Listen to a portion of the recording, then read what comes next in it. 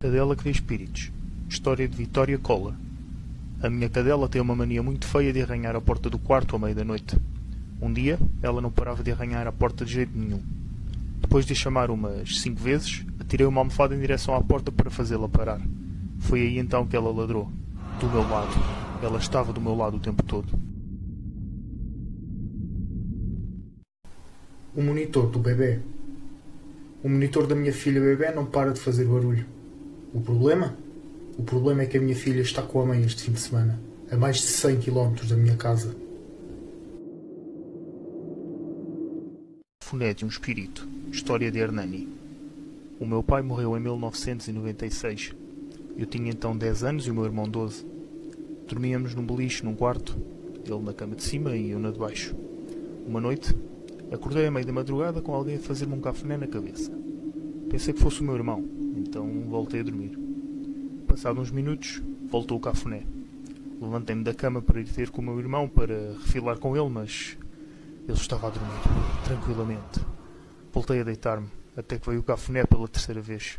Nunca rezei tanto na minha vida. Rezei até ao nascer do sol. O espírito afetuoso. A minha mãe sempre me contou esta história.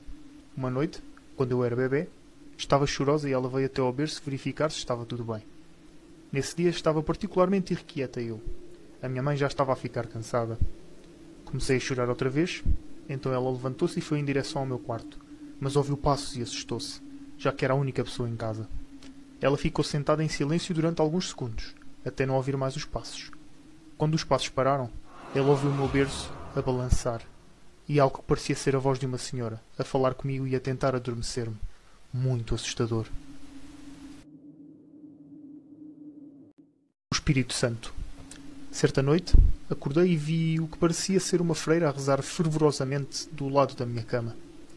Eu não conseguia ouvi-la, mas conseguia vê-la a fazer o sinal da cruz no peito.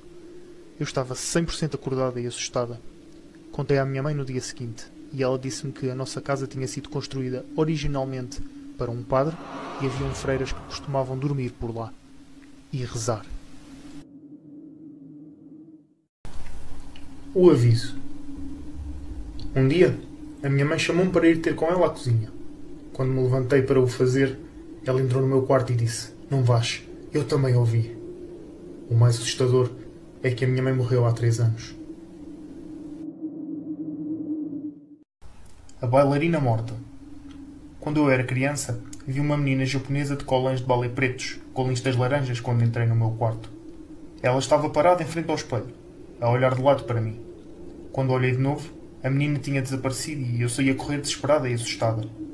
Anos depois, a minha mãe contou-me que antes de eu nascer ela dava aulas de balé no meu quarto e que uma das suas alunas, uma menina japonesa, tinha morrido. Disse também que ela usava sempre colãs pretos com listas laranjas. Arrepiante. A sombra. Um dia, eu estava sozinho em casa e estava a tirar selfies. Tirei umas 10 fotografias e depois fui para o meu quarto para escolher a melhor. Quando começo a abrir as fotografias, todas elas tinham 2 sombras. Uma minha e outra desconhecida.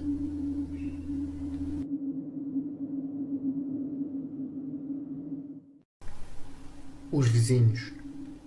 Os meus vizinhos de cima são muito barulhentos. Então, eu fui dizer para o senhorio falar com eles. O senhorio diz que não vive ninguém no andar de cima desde que morreram os antigos donos, que eram os velhotes que lá moravam. O sussurro. Uma noite, eu estava sozinho em casa e depois de um dia de trabalho cansativo, estava prestes a adormecer, quando ouvi alguém sussurrar ao meu ouvido o meu nome.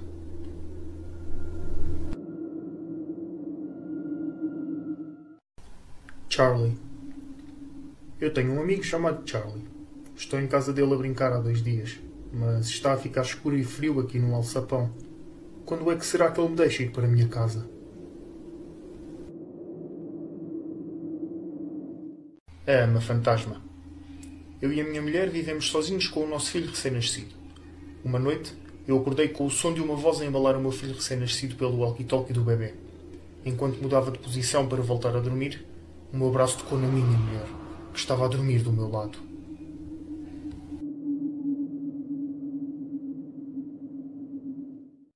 A criança. Eu sou polícia e uma das piores chamadas que um polícia pode receber é de um acidente fatal. Recebi uma e fui de imediato para o local do acidente. Quando lá cheguei, disseram que estava uma criança morta e que era preciso tirar dos destroços. Quando agarrei no menino, ele abriu os olhos e sorriu para mim. As últimas palavras. A minha avó morreu a semana passada e, como já era velhinha, nós instalámos uma câmara para podermos ver se estava tudo bem com ela. Só agora fomos ver as imagens e são assustadoras. Nos últimos segundos de vida dela, ela olhou diretamente para a câmara e disse o seguinte: não há nada melhor do que a gargalhada de um bebê, a não ser que seja 1 da manhã e vivas sozinha. A câmara então deixou de funcionar. A minha avó foi encontrada morta no dia seguinte.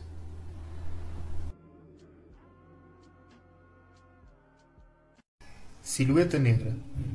Eu tinha uns 8 anos quando fui passar um fim de semana à casa do meu avô.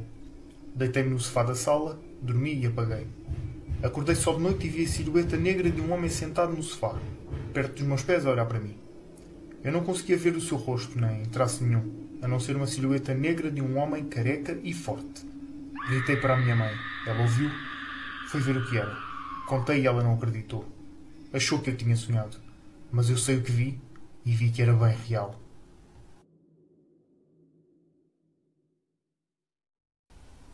O melhor amigo. O meu melhor amigo está há horas a gritar à porta da minha casa. Ele não deve estar nada contente que eu o tenha morto com as minhas próprias mãos. A enfermeira. Quando eu tinha 6 anos de idade, uma colega de trabalho da minha mãe, que era muito amiga dela, faleceu. Esta amiga dela era enfermeira. Mais tarde, nesse mesmo dia, acordei e notei que tinha adormecido na cama da minha mãe. Quando olhei para a minha mãe, vi uma mulher em pé ao seu lado, como se estivesse a cuidar dela. Eu nunca tinha visto aquela mulher, mas ela olhou para mim, sorriu e saiu pelo corredor e desapareceu. Alguns dias depois disso, a minha mãe voltou do funeral dessa senhora e mostrou-me uma imagem dela. Era a mesma mulher que eu tinha visto naquela noite no quarto, a cuidar da minha mãe. O beijo. Hoje à noite, o meu marido acordou-me com um beijo quando chegou tarde a casa. Hoje de manhã, fui ver o meu telemóvel e ele não tinha dormido em casa. O eco do silêncio. Quando Clara se mudou para uma antiga casa no campo, sentiu uma presença estranha. À noite, ouvia sussurros que pareciam ecoar pelas paredes, como se alguém estivesse a tentar comunicar. Certa noite, decidiu seguir os sons até ao sótão. Ao abrir a porta, encontrou um espelho empoeirado. Ao olhar para ele, viu o seu próprio reflexo a sorrir de volta, mesmo que ela não estivesse a sorrir. O eco ainda parou, mas a risada continuou na sua mente. O boneco de ventríloco. Lucas recebeu como prenda de aniversário um boneco de ventríloco. Desde o primeiro dia, percebeu que o boneco, que se chamava Edgar, tinha uma personalidade própria. Às vezes, Lucas dava por si a conversar com ele, mas algo na voz do Edgar soava assustador.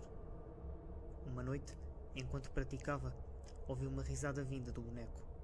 Assustado, ele tentou guardá-lo, mas Edgar parecia mais vivo a cada dia. Antes mesmo da apresentação na escola, Edgar virou-se e disse: "Agora sou eu quem vai falar." O quadro da avó. Ana encontrou um quadro antigo no sótão da casa da avó.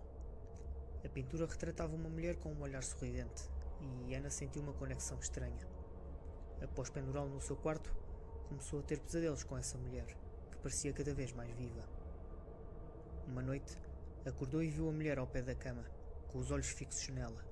"Ajudem-me", murmurou a figura.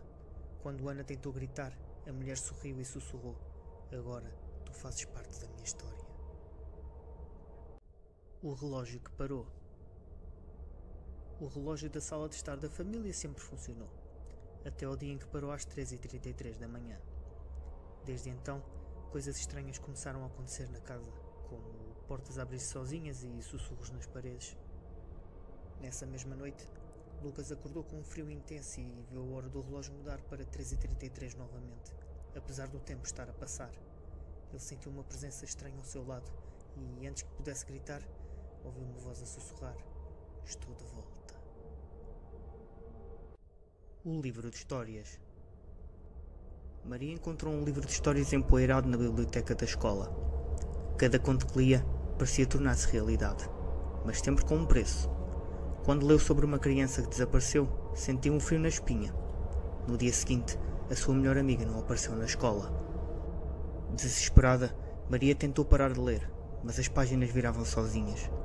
Na última história, o livro revelou que ela também seria a próxima.